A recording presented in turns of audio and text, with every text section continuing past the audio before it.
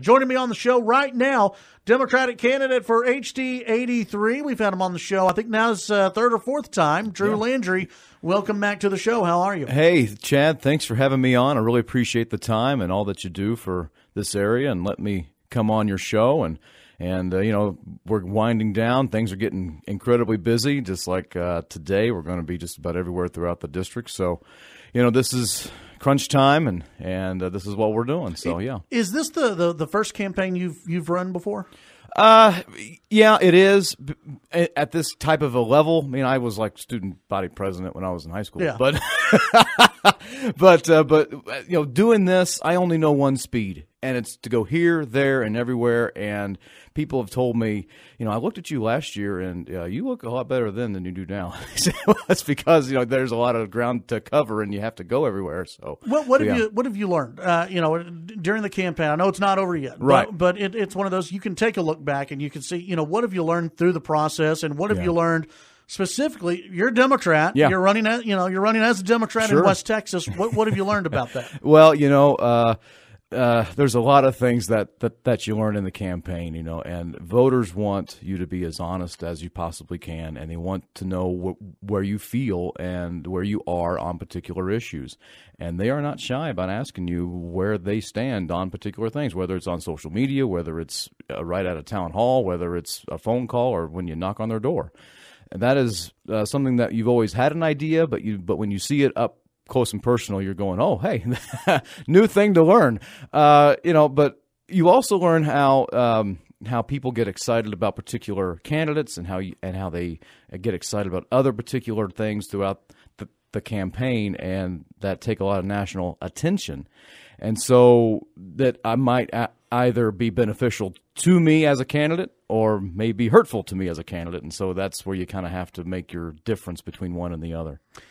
When running and talking to folks, and I know it seems like the main thing you're running on is education. That's correct. You know, that seems to be your bread and butter. That's what you're talking about when you're out there, and you're not too big of a fan. And I hope I'm not putting words in your mouth here. You don't like Dan Patrick, which to me is not shocking. And because you're a Democrat, can you name a Democrat who likes Dan Patrick? I really can't name a whole lot of people who like Dan Patrick. I mean, he won the primary out here. Well, yeah, you're right. He won the primary by a large margin out here against a candidate who positioned himself much like you. Yeah. Now he ran as a moderate Republican. He ran as pro-education. Dan Patrick is the face of evil. I mean, they got Scott Milder ran against Dan Patrick, saying almost the same things you were saying against Dan Patrick. Right. Why are you going to have a different result in West Texas than Scott Milder had? Right. Well, all due respect to Mr. Milder, he got in the race incredibly late, and he didn't have a lot of name recognition going into that race. And so I got into this May of 2017. I mean, you were my first interview that I ever did. And so it was about like a week after I announced. And so I've been doing this now for 17 months. And I've been around. You know, I go to those football games. I go to those tailgates. I go to the diners and all over the place. And so with all due respect to Mr. Milder, you know, he wasn't really able to be in that arena in such a small time, in such a huge state. So that's to his disadvantage. My advantage is that I have 7 counties, and part of a big one. And you know, I'm able to drive from point A to point B. And you are correct. I am no fan of the lieutenant governor. And I will tell you this: I'll knock on a door and I'll say, you know, I'll introduce who I am, and well, I like education too, or I'm a Republican. I said, well, I don't like Dan Patrick, and then they go, I don't like him either. And I'm going, oh, well, I mean, I'll never forget this as long as I live. There was I met with a gentleman who looked at me, and he goes, I'm NRA. I voted for Donald Trump. I hate Dan Patrick. And he gave that finger-pointing look that your father would give you if you got in trouble. And he's getting mad at me. I go, hey, I don't like him either. So that's kind of where we are here. I think he's been just flat-out terrible when it comes to public education. He's told lies, and people are expected to believe that, and no one's calling him out on it. And that's why I make him part of my campaign, is that somebody has to stand up to him. And it seems like nobody in this race, or even this part of I-35, is willing to really do that. When you bring that up, the House, which is you're running for the Texas House. That's correct. So you're not really running against Dan Patrick. Right. The House has seemed to stand up to Dan Patrick quite a bit. I mean, there's a lot that the Texas Senate has passed that has not made its way through the Texas House. And there are probably a number of different sources to put that on. Sure. But it's not like the House is rubber stamping everything that Dan Patrick sends out, even though, listen, we just talked about the primary out here. Yeah. A lot of people probably like what Dan Patrick puts out there. Right. So what is it that, are there other things besides education that you don't like Dan Patrick on? What is it? And how are you going to be any different than some of the other people we've seen in the House who have opposed Dan Patrick? Yeah. Dan Patrick has an interesting touch into the House, and it's like he's the invisible hand inside the House of Representatives. And, you got people like, Stickland out in East Texas and all of these people who want to follow him, and they're very upset about Speaker Strauss and the way that he led the House in the past session. And I truly believe that's Dan Patrick's doing. With Speaker Strauss no longer going to be there and having a brand new speaker, we're going to have to really look at and see, well, how are we going to stand up to a particular agenda if Dan Patrick comes back? And so that has to be front and center. Other things I don't like about him is, he's too focused on, in my opinion now, on things that just simply don't matter to average, everyday Texans. I have yet to knock on a door and talk to somebody who's concerned and worried and can't stay up at night about California. That is something that my opponent and Dan Patrick seems to be just so obsessed about. I mean, my opponent was on Fox 34 the night after I was, and he talked about outside money coming in. They can send me that money. I don't have any. They're not having any kind of influence in HD 83. This is another one of these little fear tactic things that he and Dan Patrick love to talk about. If they're so obsessed with California, please go get an apartment in Sacramento and run for office over in California. But average, everyday people are not concerned about that. They're concerned about their health care. They're concerned about their education. They're concerned about the infrastructure, and especially about farmers and where they're going to get their food and how the prices of that's going to matter. Do you think that when they're comparing Texas to California, and this has been done for a while now, sure. Even under Rick Perry, this was done about job growth in Texas, about low regulations in Texas compared to California.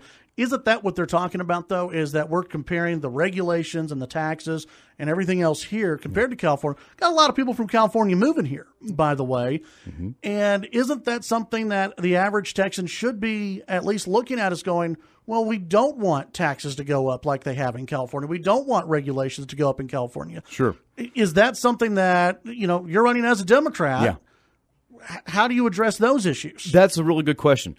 What we can talk about is the ongoing economic rivalry between Texas and California. Like whenever we talk about solar energy and we talk about wind turbines, we can say that we are above California in that regard. The economic aspects and wanting to attract businesses is all fine and good. But when you start to say the Californization of Texas, and you're constantly worried about people changing the ongoing thing, they're not moving to Lubbock. That's not changing. And the ongoing, there are a lot of people from California that have moved to Lubbock. Well, the ongoing fear is that they're going to just somehow flip the state. They're not. They're more or less moving to the metroplexes, and the ongoing. And this has been my frustration with my own party, is that the ongoing strategy is just to get into the metroplexes, forget west of I-35, just write them off. And it's like, well, tell me something. How's that been working out for the past 24 years? How's that been working out for the past 15 years? It hasn't.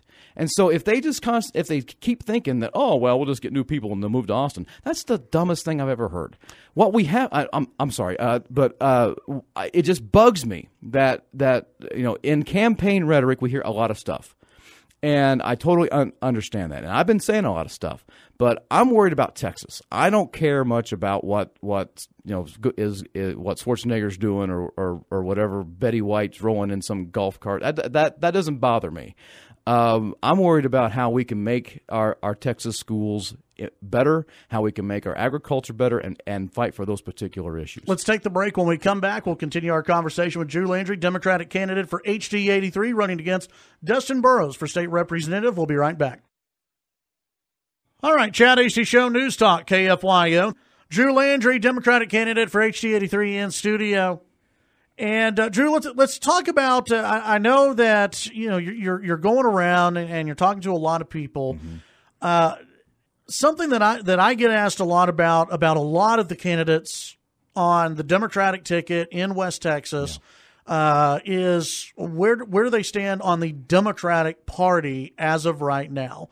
I know this is something that was asked of Beto O'Rourke when he did a interview with Evan Smith down at Tribune Fest. Where do you peg yourself? Miguel Lavario, who you've campaigned with. He said in a Daily Cost piece, I try not to define, but we're progressive, Democrats. Right. Where do you put yourself? Do you put yourself more towards the establishment Democrat, a moderate Democrat, or Bernie Sanders progressive Democrat? Yeah, I respect all of those positions. I respect them all. Dr. Lavario and I, we become good friends. But I have always viewed myself as more of a blue dog Democrat, more of the moderate wing, because of my stances on really when it comes to social issues. And I don't really talk about those too much because it's just not part of my campaign. But I am pro-life, except for instances of rape, incest, the life of the mother's in danger. I'm about as pro-gun as you can get on a lot of issues. And excuse me. And so. Where you find me being more progressive is where you see me when it comes to public education, and trying our best to help out our farmers and trying to get more resources into this particular area. I've been a very heavy critic of my own party for some time, especially here in the state, and so that's just how it goes. So you're not a fan of the leftward push that they're making? I'm not too much. I'm not really thrilled about that. But look, how much longer will people of my persuasion in the party last? I don't know. I mean, I will tell you this. I've had some people tell me, I wish you'd run as a Republican. And I'd say, well, I can't do that because I believe that our institutions can do good things when you put people in the right positions. But they've usually, if someone tells you that, they're going to vote for you anyway. Let me ask you this before we take our next break. Sure. Public education. Yeah. Most people who talk about public education say we need to spend more money on public education. Oh, sure. What's the dollar figure? How do you get there? Okay. What I've been advocating for is going back to where it was back in 2007, 2009, when it was at least 50% of the state's share was going into public ed. How we get there, this is a bit of a longer answer, so if you need to cut me off, go right ahead. But we end our addiction to standardized exams, which is the STAR test. We get rid of that. That's $300 million. The federal government, this president wants to take over the issue over immigration. Good, that's his thing. He should be doing that anyway. Past presidents should have been able to do that. Even Congress themselves. That's $800 million that Governor Abbott wanted to do. We say no, federal government, you're going to do it. That's $1.1 billion. We close this loophole in what's called the Equity and Uniform Act that was passed in 1997 under Governor Bush. And so what we can do there is close this loophole that allows the corporations paying their property taxes at a residential rate. That is near criminal. And the reason that it's passed is for a whole different aspect, is to get you and your neighbor on the same property tax rate. And so what I'm calling to do is to enforce the Texas Constitution, where it says that you will pay your fair share of that. And so we closed that. That was last assessed in 2005, 2006, and what that assessment was is that if that was closed, it'd be about $6 billion. We don't need a statewide income tax. We don't need to raise the sales tax. We don't need any of that stuff. The money's there. We just need the political courage to go get it. 770-5790, toll free, 1-800-687-0790. When we come back, we'll have one more segment with Drew Landry. All right, Chad Hasty Show, News Talk, KFYO. Thank you very much for tuning in. We got Democratic candidate for HD83, Drew Landry, in studio. And Drew, when it comes to the last session, are there votes? I know, obviously, you don't like the education and the way education goes. There are a lot of other issues that do pop up in the Texas legislature. Are there other votes that you disagreed with your opponent, Justin Burrows, on that he made in the last session? Yeah. And how would you have voted? Great. Very good question. He took some money from this group called Texans for Vaccine Choice, which says it's okay to put diseases in public schools and in daycare and all that stuff. I would have not voted the way that he did on that. I think it's perfectly fine to. Was that a vote or a donation? Well, he took money from him, but because he voted the way that they wanted him to. Okay. So yeah, I think it's perfectly fine for Texas to give a tax credit to movies that want to be filmed in Texas, like the movie called Hell or High Water was done in East New Mexico. That's a movie about West Texas. Bring that here. I have no problem with that. Hey, I'm all for let's talk about Texas sports gambling. I'm fine with that too. Let's bring out a constitutional amendment where there be no unfunded mandates. Let's even when it comes to health care. I mean, he's got this crazy idea about this fast food menu thing that isn't going to work, or he wants your health care to be done like it's a fast food menu. That's not even close to even going to work. And in states that have adopted that, they found it hasn't been effective. So those are the things that I totally disagree with him on, especially when his votes, as you mentioned, about public ed. But let's understand this. We can have an open forum conversation about this, he and I. We can have a debate about this, and he's the one who's wanting to drag his feet. We reached out to him a long time ago about this, and I don't want to. Look, I'm going to keep dogging him. I'm going to keep going on, and I'm going to keep saying this. Look, let's have the conversation. Chad, I have no problem coming on your show sometime and he can be over there or I can be over there. It doesn't matter. We can have that conversation. If we can go outside his office for all we want. But look, the people deserve to have an exchange of ideas, and your question right there would be a good place to have that. Let's talk about an issue that may come up, and the governor talked about red flag laws. I don't think it's going to go anywhere in the upcoming session. Probably not. Is there any kind of need for a change in gun laws in Texas? Should teachers be allowed to carry at school? Sure. That is entirely a local control thing. I think if school boards want to have you do that, fine. I don't think the state needs to mandate that. I don't want people who are nervous carrying a weapon to carry a weapon. I don't want that at all. But you have no problem with schools allowing it? No, not whatsoever, none. I don't think our gun laws are actually pretty good. Believe it or not, people are kind of shocked by that, and I don't have any reason to change or extend or even restrict those. Drew Landry, Democratic candidate for HD83. Real quick, give them your website. www.landryforwesttx.com. You can follow me on Twitter, Landry for West TX, and same thing on Facebook, Instagram, and Snapchat. So. All right, when we come back, it's a new hour, a lot to talk about. Drew, thanks. Thank you, Chad.